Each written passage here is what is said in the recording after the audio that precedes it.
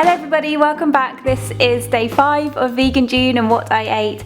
And so for breakfast yesterday I made these oat clusters. So I first preheated my oven to 160 degrees Celsius and then into a large bowl I added 1.5 cups of oats, a cup of oat flour, 4 tablespoons of almond butter, 3 tablespoons of agave nectar or maple syrup, and a tablespoon of coconut oil, and I mixed that all together. I then lined a baking tray and tipped the mix out onto it and began to almost rub the mix between my fingers and then sort of squeezed it together between the palms of my hands. I got this idea from the oat base I made from my strawberry oat slices, and I thought that this would make the perfect cereal. It creates little oat clusters like this in and amongst all of the loose oats.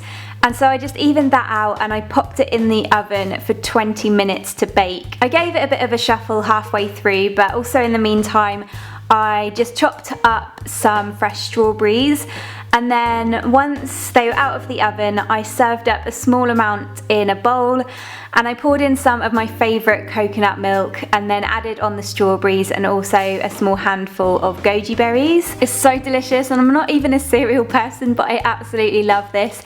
They're a little bit chewy, also a little bit crispy, but they do go soggy if you leave them in the milk for too long. But this batch makes about 3 or 4 bowlfuls, so it will last you through a good 3 or 4 days. You can keep it in a container, or you can even use it on top of crumbles. For a mid-morning snack I had a carrot, celery and ginger juice with a naked bar. I just juiced up 2 sticks of celery, 2 large carrots, a thumb-sized piece of fresh ginger and also 1 apple. Such a great combination. It's a little bit sweet but also a bit spicy from the ginger. I then had that with a naked bar. You know you're a beauty blogger when you keep wanting to call this an Urban Decay naked bar. I went for one of the apple pie flavours. They're delicious. They actually come in so many different flavours, but they're wheat and dairy free. They're made from mainly just fruit and nuts. So in this one all there is dates, oats, raisins, apple juice, peanuts, apples, almonds, walnuts, cinnamon and nutmeg. It's an amazing energy boost, great for on the go as well as a little snack, but I just always reach for one when I'm busy and I've got work to get on with. They're a great snack on their own or even with smoothies and juices. For lunch I made a grilled cheesy corn on the cob with an avocado caprese salad, and you can cook the corn whichever way you like. I just find the quickest method is to remove the husks and pop it onto the grill on a piece of tin foil. It usually takes around 15 minutes to go slightly crisp and golden. So in that time I just sliced up 1 large tomato, then I cut an avocado in half, removed the stone and sliced it into rings, then cut off the skin. I arranged those in a caprese style layer on my plate and added in some fresh basil leaves. I also made my cheese topping for the corn by mixing 2 tablespoons of nutritional yeast, half a teaspoon of paprika, half a teaspoon of garlic powder and some salt and black pepper in a bowl. Once the corn was done I placed that on top of the salad.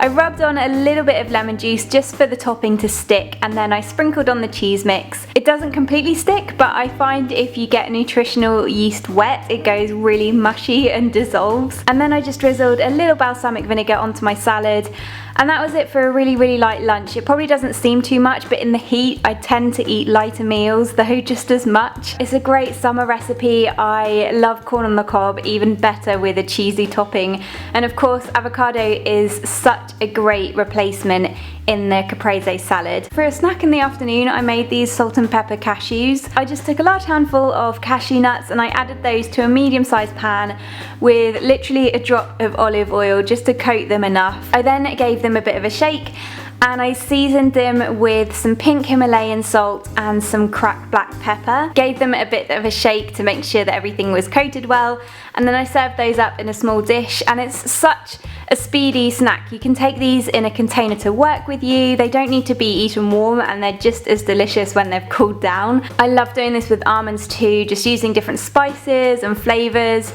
It just switches things up a little bit from plain unflavoured nuts. So for dinner I made this creamy mushroom spaghetti. I started by dicing up 1 white onion and then I added that to a pan with a little hot water and just browned them off. I then squeezed in 2 cloves of garlic and sliced up 400 grams of mushrooms.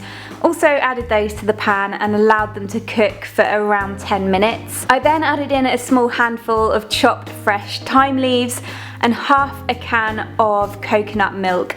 Seasoned it with black pepper and left it to simmer whilst I cooked some whole wheat spaghetti. And once that was cooked, I just drained the spaghetti, added the sauce to the large pan and then added back in the spaghetti, gave it a good mix around and served it up with some more fresh thyme leaves on top. It was such a quick but delicious dinner. This took me less than 30 minutes to make, but it looks and tasted like it takes so much more preparation than that. The ingredients are so simple too, so it's a great option for a weeknight meal. And then for dessert I made these mini blackberry crumble cheesecakes.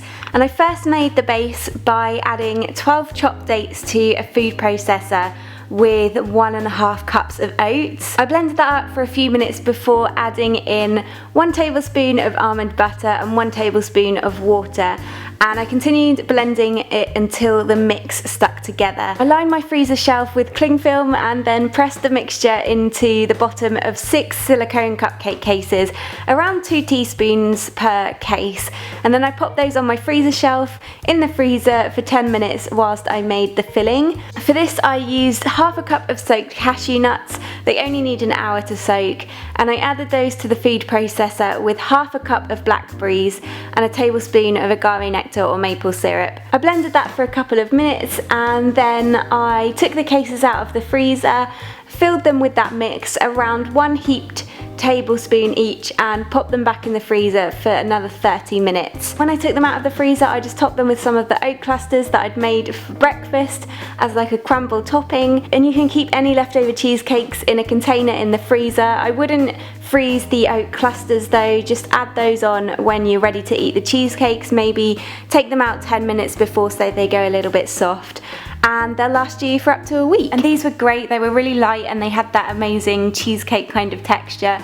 And you can make them with any berries, strawberries, raspberries, blueberries, they'd all work really well too. Thank you so much for watching another What I Ate for Vegan June. I really hope you enjoyed it and I'll see you again tomorrow for another brand new one. Bye!